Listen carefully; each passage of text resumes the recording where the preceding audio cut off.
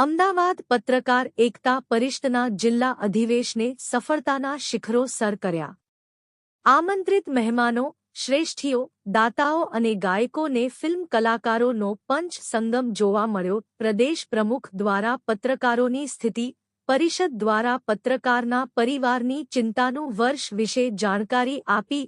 રામન જોગરાણાના કાંઠે સુમધુર યાદગાર ગીતોથી અધિવેશનનો પ્રારંભ થયો. ધીરે ધીરે હોલ બહાર નાસ્તા પાણી કરી, રજીસ્ટ્રેશન કરાવી, ગિફ્ટ કૂપનો મેળવી જિલ્લા અને રાજ્યભરના હોદ્દેદારો, પત્રકારોએ હોલમાં પ્રવેશ મેળવ્યો.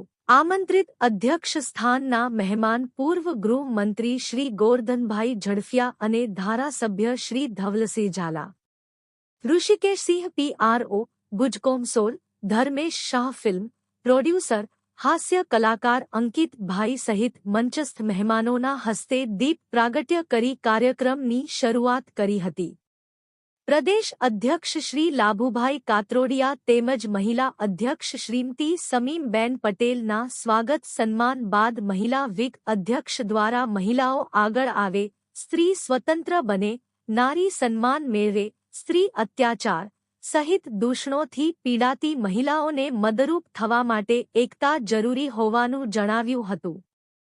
કાર્યક્રમના અધ્યક્ષ શ્રી ગોરધનભાઈ ઝડફિયાનું સ્વાગત સન્માન તેમજ ધારાસભ્ય શ્રી ધવલસિંહ ઝાલાનું સ્વાગત સન્માન જિલ્લા ટીમ દ્વારા કરવામાં આવ્યું હતું.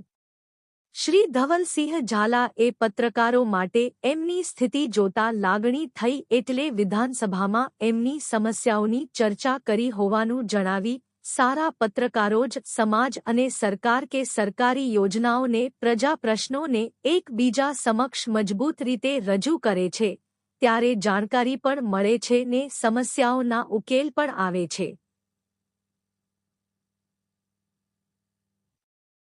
શ્રી ગોરધનભાઈ ઝડફિયા એ રાજકીય શૈલી નહીં પરંતુ એજ્યુકેટેડ શૈલીમાં અંગ્રેજી ગુજરાતી મિક્સમાં પત્રકારોનું સામાજિક યોગદાન, તેના મૂલ્યો અને ખોટી રીતે હેરાનગતિમાં મદદ માટે અમે સાથે છીએ એવી ખાતરી આપી હતી. તેમજ યલો જર્નાલિઝમથી આટલું મોટું સંગઠન બચે. આ માત્ર સંગઠન નથી, શાંતિ, એકતા, શિસ્તબદ્ધતાને વરેલું સંગઠન છે, જે અભિનંદનને પાત્ર છે. GTPLના શ્રી દેવાંગભાઈ ભટ્ટ ખાસ આમંત્રી મહેમાનનું સન્માન અમદાવાદ પ્રમુખ દ્વારા કરાયા બાદ તેમના મંતવ્યો રજૂ કરતા આટલી વિશાળ સંખ્યામાં પત્રકારો રવિવારની રજા પરિવાર સાથે માણવાના બદલે આ હોલમાં જોઈ ખુશી વ્યક્ત કરી. ઉદ્યોગોનું હબ ગુજરાત હોવા છતાં કોઈ ઉદ્યોગના અખબારો નથી. પત્રકારો આ બાબતે વિચારે. નવા આયામમાં પત્રકારત્વ જરૂરી છે.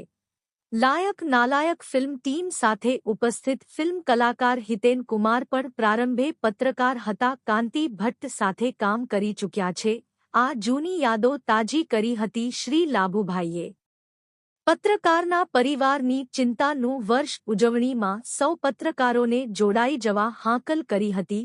સાથે 10 લાખ અકસ્માત વીમો 7 અન્ય લાભ સાથે. પત્રકાર પાસેથી આ સંગઠન ક્યારેય રૂપિયો લેતું નથી, પરંતુ 8 વર્ષ દરમિયાન સમાજ શ્રેષ્ઠીઓમાં એક નવો વિશ્વાસ ઊભો કર્યા બાદ એમના ભરોસે આ વીમા યોજના અમલમાં મૂકી છે ને 8 જિલ્લા તેમજ મહિલા વિંગના બહેનોનો વીમો ભરી તેની રસીદો, આઈ કાર્ડ આપી દીધાનું જણાવ્યું હતું. પત્રકાર પોતાના પરિવારની ચિંતા પ્રથમ કરે. કામ તો કાયમ છે. ગમે તેવી વિકાર પરિસ્થિતિમાં ટુ વ્હીલ લઈ દોડતો પત્રકાર ક્યાંક અકસ્માત થાય તો તેના પરિવારનું કોણ? આ ચિંતા કોણ કરશે? એમના નાના બાળકોનું શિક્ષણ કોણ પૂરું કરાવશે? આ વીમાના લાભાર્થી બનોને પરિવારની સુરક્ષાની ચિંતા કરો તેવી સૌને હાકલ કરી હતી. સરકારી યોજનાનો લાભ માત્ર 10% પત્રકાર મેળવે છે, બાકીના 90%નું કોણ? 5 કલાક ચાલેલા કાર્યક્રમને શાંતિથી માણ્યો. છેલ્લે સુધી સૌની હાજરી ધીરજને શાંતિ, શિસ્તબદ્ધ સંગઠનો પ્રમાણ છે. કાર્યક્રમમાં અમદાવાદ મહિલા ટીમ પણ મોટી સંખ્યામાં ભાગ લીધો હતો. કાર્યક્રમનું સંચાલન રાજકોટ પત્રકાર એકતા પરિષદના જિલ્લા અધ્યક્ષ તેમજ બીસીસીના કોમેન્ટર શ્રી હરેશ રાવલે કર્યું હતું. પ્રદેશ હોદ્દેદારો મનોજભાઈ સોની, કમલેશભાઈ પટેલ, કિરણભાઈ મલેશિયા, ધર્મેશભાઈ વસંત, વિપુલ દરજી, સંદીપ દેવાશ્રય, મુકેશભાઈ સખિયા, આરીફભાઈ, મનોજ રાવલ, આર.બી. રાઠોડ, આઈટી સેલના નીતિન ઘેલાણી, જયેશ ગજ્જર તેમજ 20 જિલ્લાના પ્રમુખો ટીમ સાથે ઉપસ્થિત રહ્યા હતા. મહિલા વિંગના હોદ્દેદારો પણ ઉપસ્થિત રહ્યા હતા.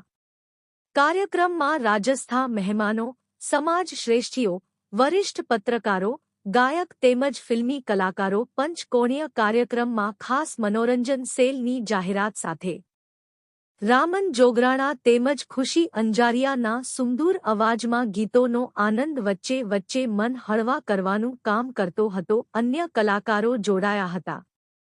ફિલ્મ ડિરેક્ટરો સહિત કલાકારોની હાજરી, ફોટો લેવાની ભીડ પણ જામી હતી.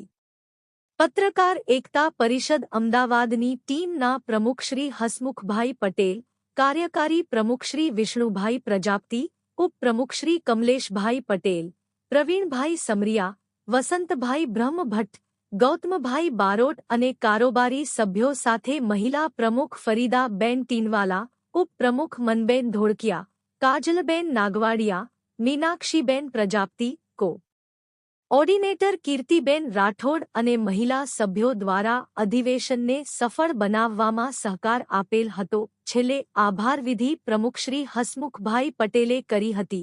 ત્યાર પછી સર્વ પત્રકાર મિત્રોએ ભોજન અને ભેટ લઈ છૂટા પડ્યા હતા. Bureau report Mukesh Thakkar, SS2 news, Ahmedabad.